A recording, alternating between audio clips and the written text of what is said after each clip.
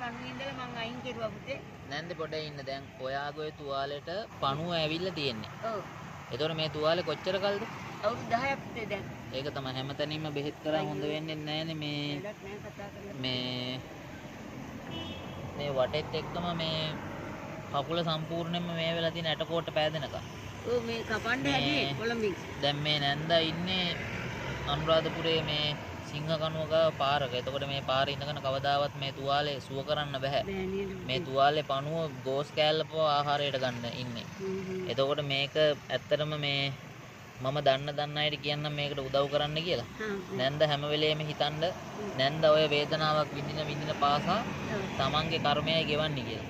ඒ කර්මය ඉත්තා ඉක්මනින් ගෙවිලා සංසාරයේ කෙටි වෙලා මේ ඔයාගේ හිතේ පින බලවත් කරගෙන ඉන්න නැන්ද. මම ඕකට කරන්න පුළුවන් උපරිම දෙයක් කරනවා.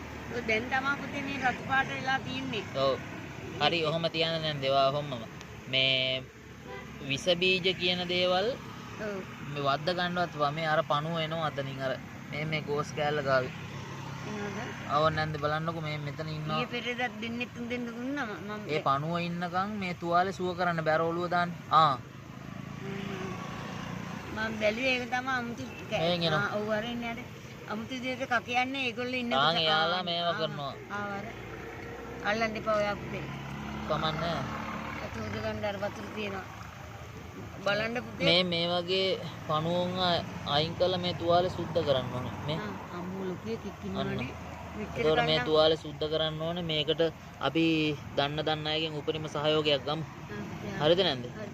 මේකයි මෙයාට එකම තැන මොකක් හරි දැන් මේ පාර නැතුව මෙයාට කාමරයක් හරි තියෙන්න ඕනේ මේක සුව කරන්න. අන්න ඒකයි තියෙන්නේ. අන්න හරි. එහෙම වුණොත් මේ එතකොට ඔයාට අපි හොයාගන්නේ කොහොමද? හරි මම නැන්දට හෙටත් එන්නම්කෝ. පුතේ මේ ෆෝන් එකක් තියෙනවා මේ